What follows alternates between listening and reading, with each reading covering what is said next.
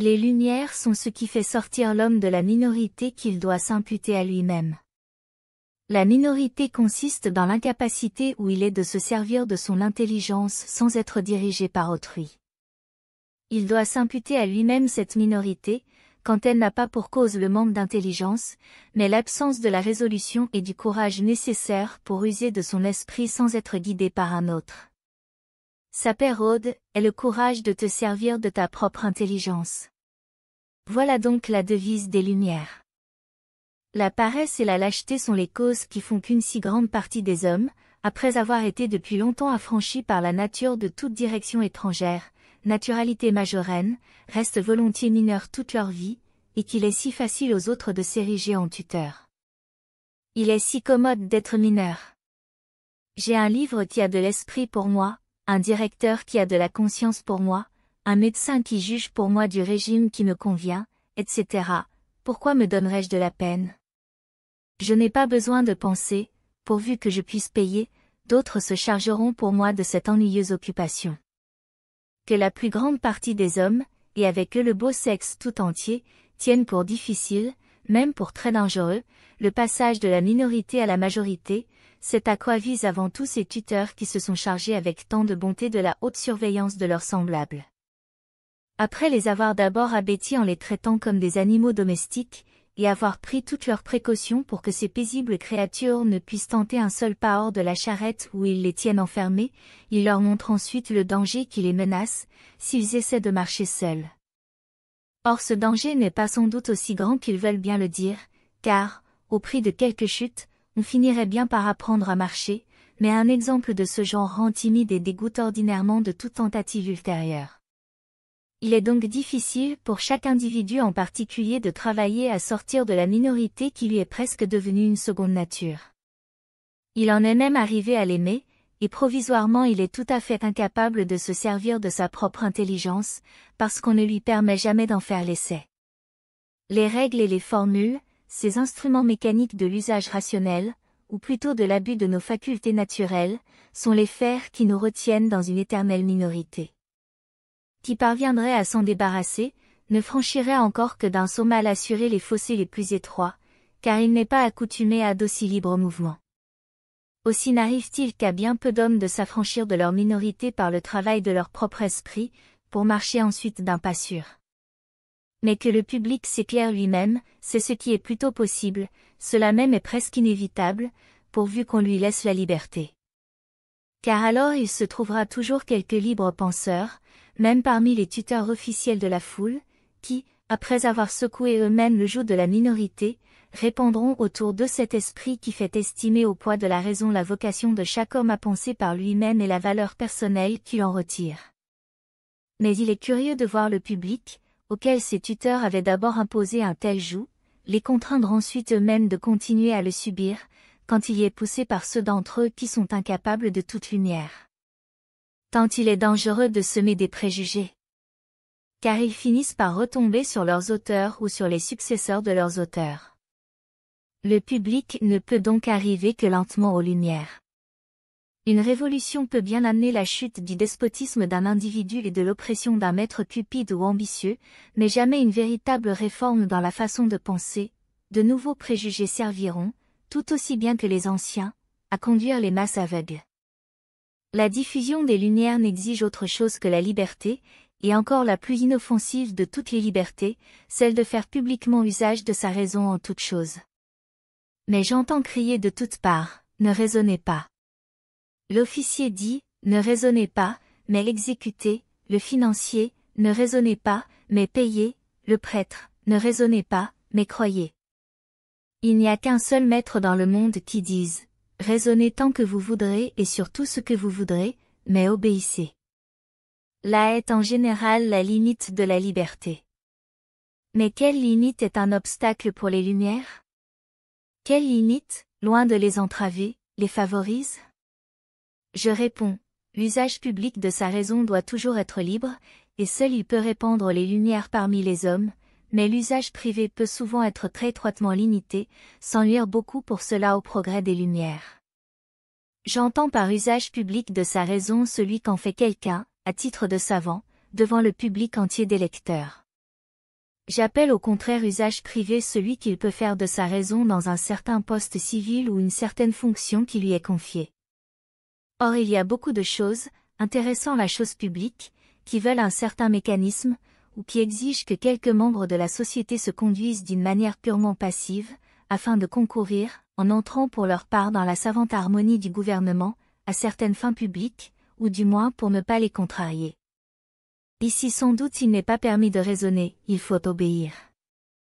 Mais, en tant qu'ils se considèrent comme membres de toute une société, et même de la société générale des hommes, par conséquent en qualité de savants, s'adressant par des écrits à un public dans le sens propre du mot, ces mêmes hommes, qui font partie de la machine, peuvent raisonner, sans porter atteinte par là aux affaires auxquelles ils sont en partie dévolus, comme membres passifs.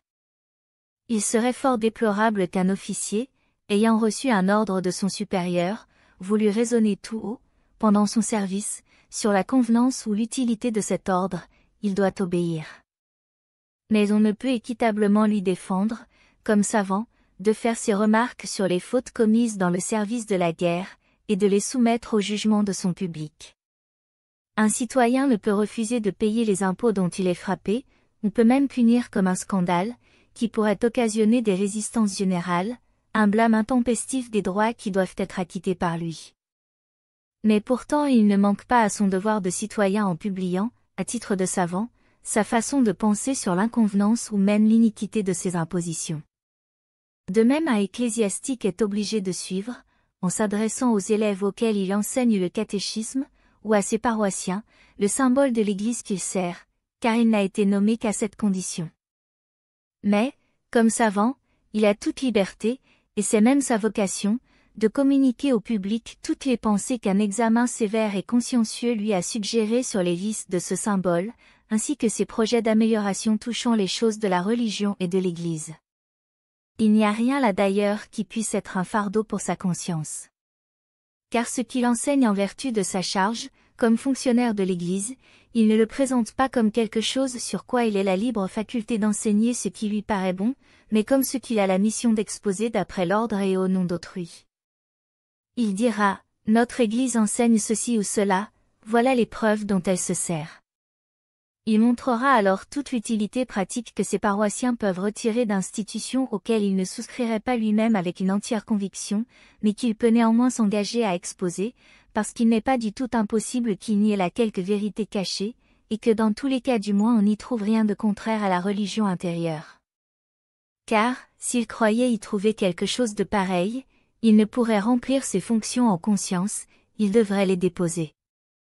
L'usage qu'un homme chargé d'enseigner fait de sa raison devant ses paroissiens est donc simplement un usage privé, car ceux-ci ne forment jamais qu'une assemblée domestique, si grande qu'elle puisse être, et sous ce rapport, comme prêtre, il n'est pas libre et ne peut pas l'être, puisqu'il exécute un ordre étranger. Au contraire, comme savant, s'adressant par des écrits au public proprement dit, c'est-à-dire au monde, ou dans l'usage public de sa raison, l'ecclésiastique jouit d'une liberté illimitée de se servir de sa propre raison et de parler en son propre nom.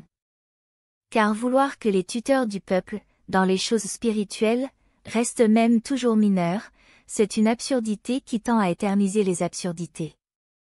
Mais une société de prêtres, telle qu'une assemblée ecclésiastique, ou une classe vénérable, comme elle s'appelle elle-même chez les Hollandais, n'aurait-elle donc pas le droit de s'engager par serment à rester fidèle à un certain symbole immuable, afin d'exercer ainsi sur chacun de ses membres, et, par leur intermédiaire, sur le peuple, une tutelle supérieure qui ne discontinua point, et qui même fut éternelle?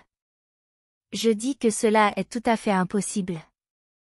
Un pareil contrat, qui aurait pour but d'écarter à jamais de l'espèce humaine toute lumière ultérieure, serait nul et de nul effet, fût-il confirmé par le souverain pouvoir, par les diètes du royaume et par les traités de paix les plus solennels.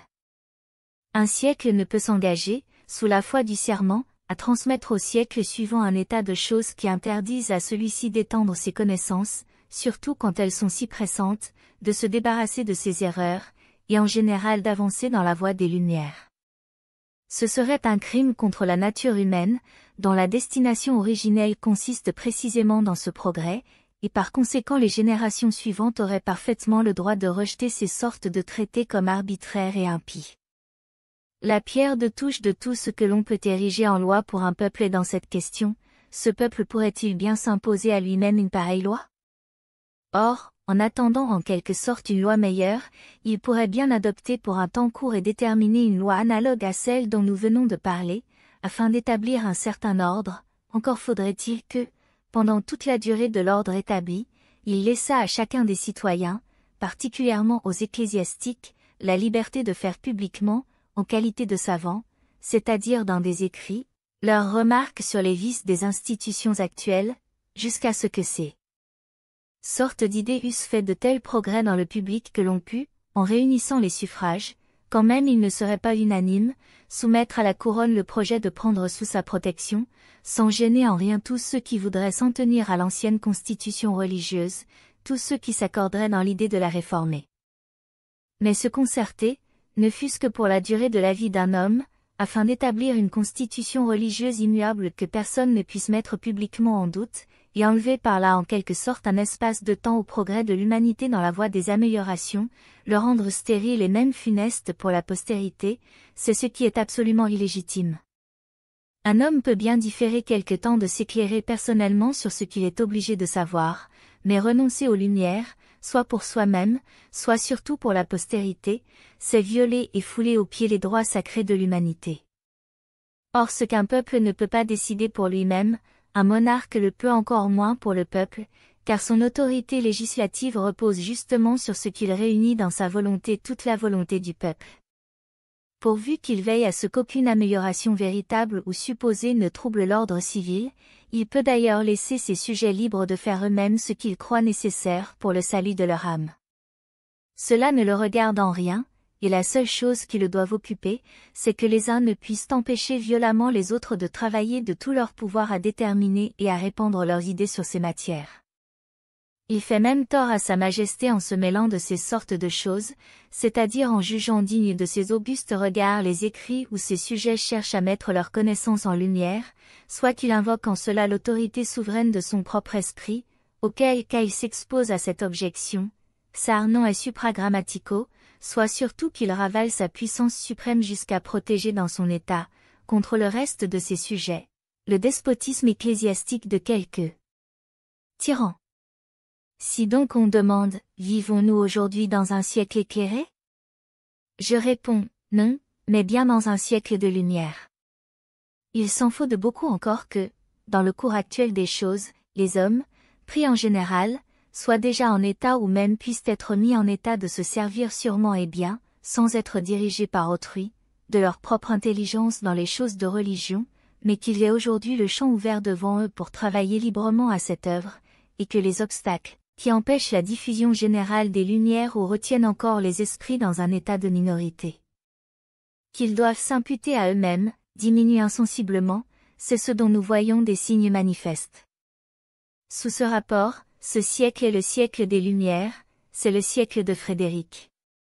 Un prince qui ne croit pas indigne de lui de dire qu'il regarde comme un devoir de ne rien prescrire aux hommes dans les choses de religion, mais de leur laisser à cet égard une pleine liberté, et qui par conséquent ne repousse pas le noble mot de tolérance, est lui-même éclairé et mérite d'être loué par le monde et la postérité reconnaissante, comme celui qui le premier, du moins du côté du gouvernement, a affranchi l'espèce humaine de son état de minorité, et a laissé chacun libre de se servir de sa propre raison dans tout ce qui est affaire de conscience. Sous son règne, de vénérables ecclésiastiques, sans nuire au devoir de leur profession,